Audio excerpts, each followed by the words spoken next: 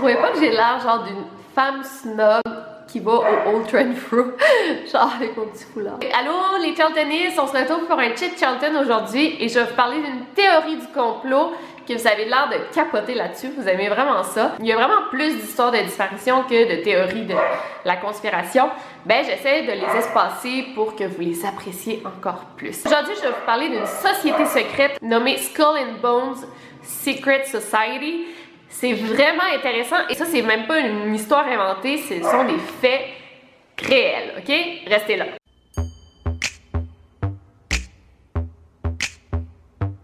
Donc en fait, je sais pas si vous êtes familier avec l'université de Yale au Connecticut. C'est vraiment une des meilleures universités au monde. Et il y a une société secrète dans l'université de Yale qui pourrait ressembler aux Illuminati. Je pense qu'on pourrait comparer Skull and Bones Society aux Illuminati. Moi j'aime dire les Illuminati, mais je le répète encore une fois, je crois qu'il y a une élite qui existe, qui contrôle le monde en entier. Puis je les appelle les Illuminati, mais en même temps, ça se peut que ça soit de Skull and Bones Secret Society. Je les appellerais les Illuminati parce que pour moi, les Illuminati, ça englobe comme tout. Alors, depuis les années 1832, donc ça fait assez longtemps, il y a la société Skull and Bones qui a été fondée à Yale. Au départ, c'était juste une douzaine de membres, un groupe d'amis qui ont décidé de fonder une société et seulement des hommes pouvaient en faire partie. Et depuis les années 90, c'est supposé que les femmes puissent y entrer, mais j'ai regardé la liste des membres et il y a vraiment pas beaucoup de femmes. Je me rappelle pas d'en avoir vu, mais je pense qu'il y en a eu des femmes depuis les années 90.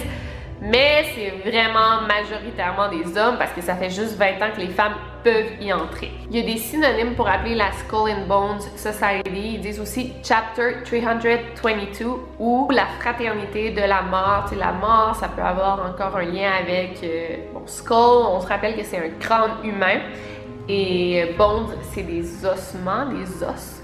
Donc ça peut avoir un lien. Parmi les membres qui en ont fait partie, on a le grand-père de George W. Bush et le père de George Bush qu'on a connu à notre époque, qui a aussi été président des États-Unis et George Bush aussi était président. Donc le père et le fils s'appellent pareil.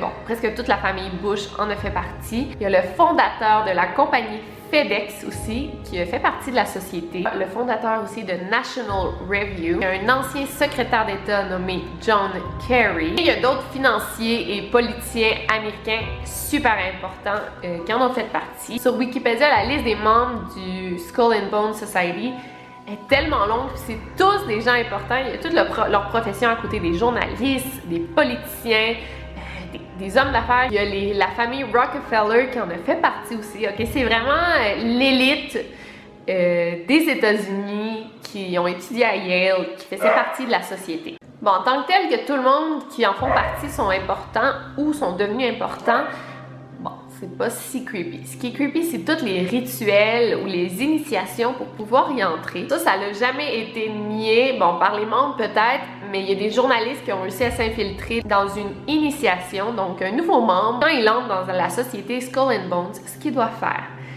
c'est au milieu d'une pièce, il y a un cercueil. Il doit y entrer, il doit s'allonger dans le cercueil, complètement nu, et se masturber pendant que les autres membres de la société l'observent, le regardent.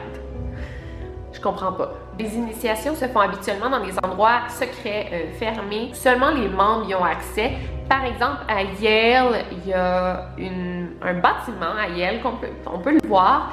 Ça s'appelle la tombe. Okay? C'est un bâtiment en grosse pierre et il n'y a aucune fenêtre.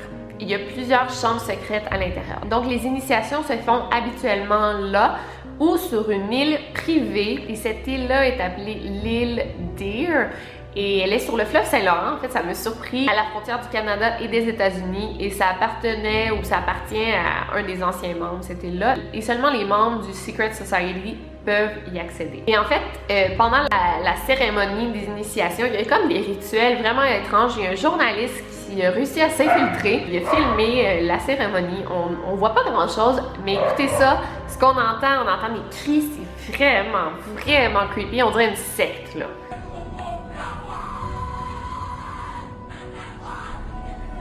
What you're hearing is the first recording ever made of the Skull and Bones initiation ceremony.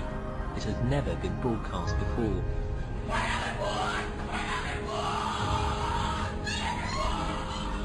15 new members of the club.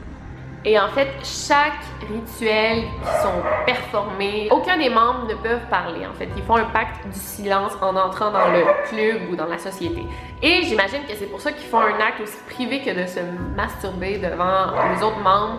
Pour en fait, c'est comme un lien de confiance d'après moi qui se crée entre chacun des membres. Ça devient vraiment une fraternité. Une fois que tu es entré dans la société, tu peux pas en sortir.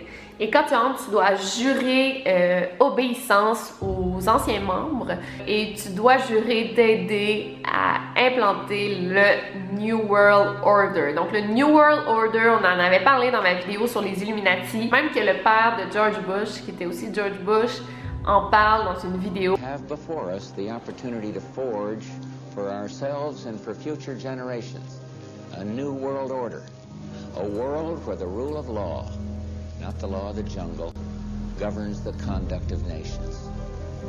When we are successful, and we will be, we have a real chance at this new world order, an order in which a credible United Nations can use its peacekeeping role to fulfill the promise and vision of the UN's founders. Et si ça, c'est pas les Illuminati comme on en avait parlé, je me demande vraiment c'est quoi.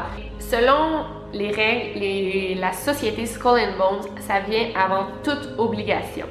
Fait que dans le fond, quand George Bush, le président des États-Unis, il a été prononcé comme président, mais lui, il avait déjà fait un pacte qui allait faire passer ses obligations de Skull and Bones avant n'importe quel travail. Fait que s'il devait implémenter le New World Order, ben j'imagine qu'il le fait pendant qu'il avait une position de pouvoir comme président des États-Unis.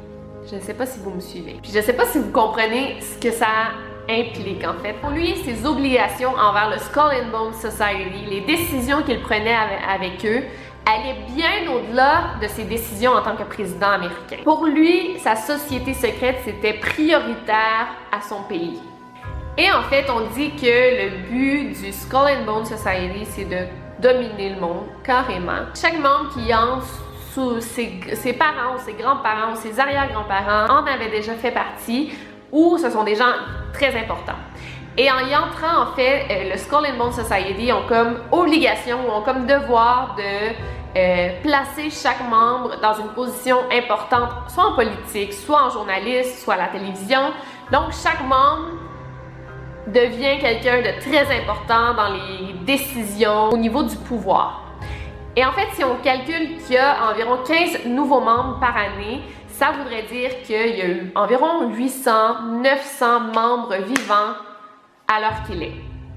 Et ces 800-900 membres vivants, ben c'est eux qui contrôlent le monde, soit au niveau politique, encore là, soit au niveau financier. On dit que quand tu entres dans la tombe, tu vois comme plein de têtes d'animaux morts, empaillés, des os humains, des crânes humains, c'est ça qui est bizarre. Et en 1918, il y a Prescott Bush, donc le grand-père de George Bush, il aurait volé le crâne de Geronimo, ou Geronimo, mais je vais dire Geronimo. Il aurait carrément volé le crâne dans le cercueil de Geronimo. Et Geronimo, pour ceux qui ne connaissent pas, c'est un membre important durant la guerre Apache aux États-Unis. Et Geronimo, c'était comme un des plus grands membres, lui qui aurait dirigé la guerre, et il aurait volé le crâne de cet homme. Il aurait toujours nié les preuves qu'il y avait ce crâne-là, mais il y a quand même des crânes humains dans les pièces, dans les rituels de Skull and Bones. Et même qu'en 2009, les descendants de Geronimo ont poursuivi les Skull and Bones pour avoir justement volé le crâne de leur arrière-grand-père, et ils ont perdu parce qu'il n'y avait pas de preuves, parce que les membres, premièrement, sont tellement importants dans la société qu'ils n'auraient jamais perdu cette poursuite, et deuxièmement, parce que, bon, il n'y avait pas de preuves pour dire que c'était bel et bien le crâne de Geronimo. Il y a même une journaliste qui a essayé d'entrer en contact avec les membres et elle se faisait raccrocher au nez, elle se faisait insulter. Ils veulent tous garder le silence, il n'y en a aucun qui veut parler à un journaliste, même qu'elle s'est faite menacer aussi. Donc c'est vraiment, il y a une ambiance étrange qui règne dans cette société-là. Et on sait que chaque jeudi et dimanche à 6h30 du soir, les membres de la société se réunissent dans la tombe de Yale et Ils soupent ensemble et ils boivent dans des verres en forme de crâne humain. Je sais pas si c'est pendant les soupers ou dans les initiations, mais chaque membre doit raconter chacune de leurs expériences sexuelles vécues. Donc la première fois qu'ils ont perdu leur virginité, par exemple, et ensuite toute autre expérience qu'ils auraient vécue. Et tu t'imagines-tu, George Bush a fait tous ces rituels-là. Et en fait, ça ressemble un peu à la société secrète des francs-maçons, qui est pas si secrète que ça. Et ça, c'est partout dans le monde, ok? Écoutez ça. Le copain, le petit ami d'une de mes amies, donc une de mes très bonnes amies, qui s'appelle Cathy. Son copain est mexicain, il est de Monterrey. Et une fois, il était à une fête et un de ses amis, un garçon, disait « Ouais, moi je suis membre des francs-maçons ». Là, le gars, il croyait pas vraiment, mais il a dit « Tu veux-tu que je te le prouve? » Donc, ils sont embarqués dans la voiture de cet homme qui disait qu'il était dans les francs-maçons. C'était un jeune, ok, dans la vingtaine.